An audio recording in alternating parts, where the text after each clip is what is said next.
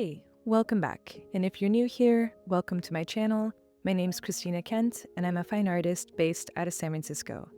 And in this video, I wanted to do a little paint with me, showing you the process for doing a recent portrait painting. And for this painting, it's pretty special. It's based on a portrait of the painter Edward Hopper. Now, if you don't know who Edward Hopper is, he's an amazing American realist painter, and a lot of his paintings focus on themes of urban isolation, of quiet moments of everyday life, and I think it's fair to say that he has had an enormous impact on American art from his work. I was inspired to do this painting because I'm a big fan of Hopper's work, and I just happened upon a short video from Instagram that was a clip of a very old video of Hopper working in his studio.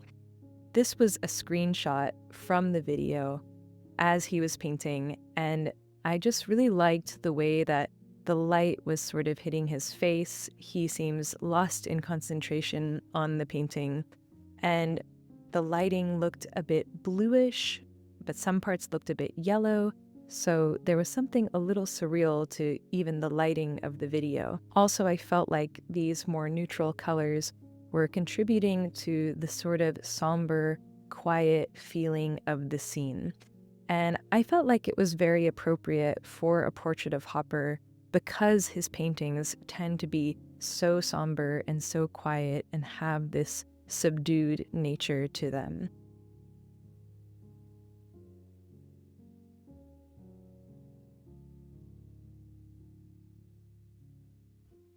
I wanted to do just a quick sketch that would try to convey his likeness, but also really capture the lighting, the way that it was hitting his face, using relatively quick, simple brushstrokes.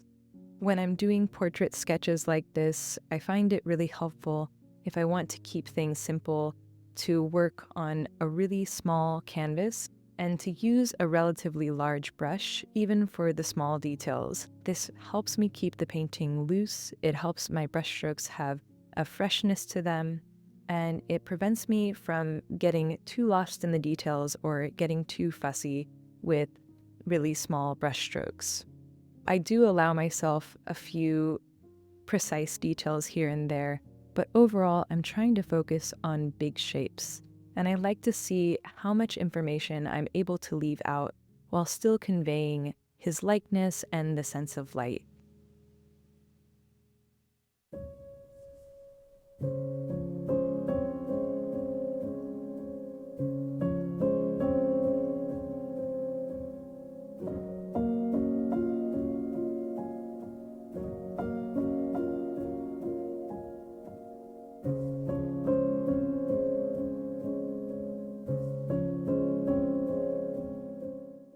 And I wanted to talk a little bit about Edward Hopper, the artist himself, because oftentimes I feel a lot of links between my own artwork and his work.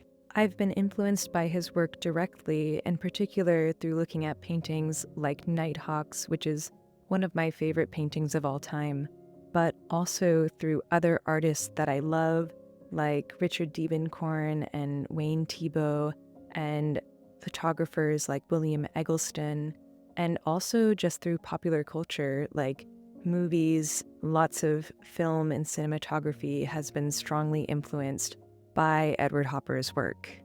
So when I think about his influence on American art and on my art as well, thinking about not only how his work has directly influenced my art, but also how I've experienced that influence through his influence on other artists. To me, Edward Hopper is kind of like this grandfather figure in my creative background. Edward Hopper is just such a force and such an important artist.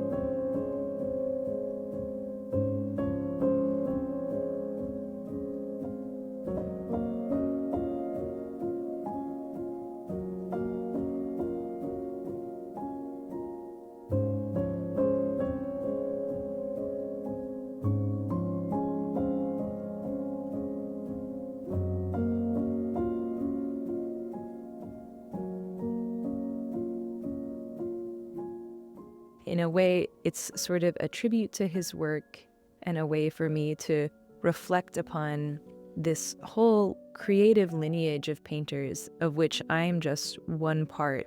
I like to recognize and honor all of the artists who've come before me and all of the artists who have influenced me. I think it's really beautiful that we can connect with previous artists in this way. And to me, it helps me feel more connected with all of art history and with this amazing tradition of art that we as humans have.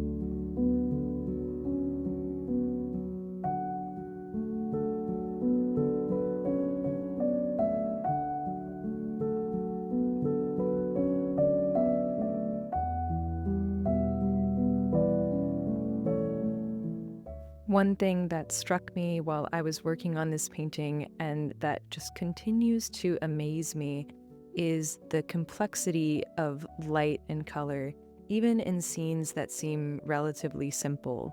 When I started this portrait, I was seeing mostly just a bunch of grays, very neutral, subdued colors.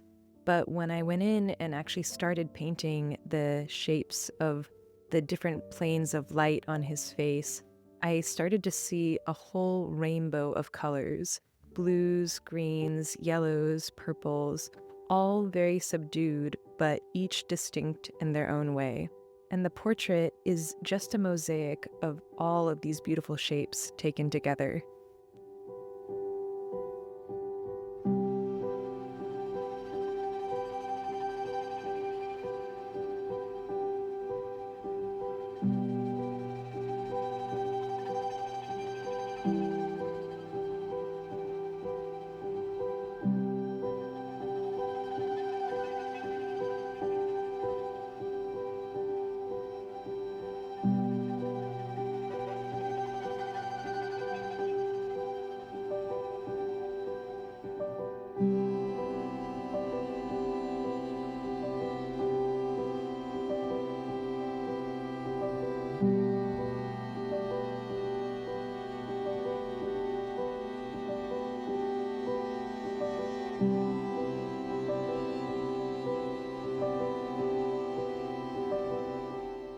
So here's the final painting. I'm really happy with how it turned out. I think I was able to capture that sort of somber lighting that was in the studio, and I also like how I almost feel like his pose here, he could almost be a figure in one of his own paintings. So I'm super happy with how it turned out. I hope that you enjoyed seeing this painting process and that maybe it gave you some inspiration for your own work as well. And if you liked this video, be sure to like, comment, or subscribe to my channel, or you can support my work on Patreon. All of these things really help. Thanks so much for watching, and I'll see you next time.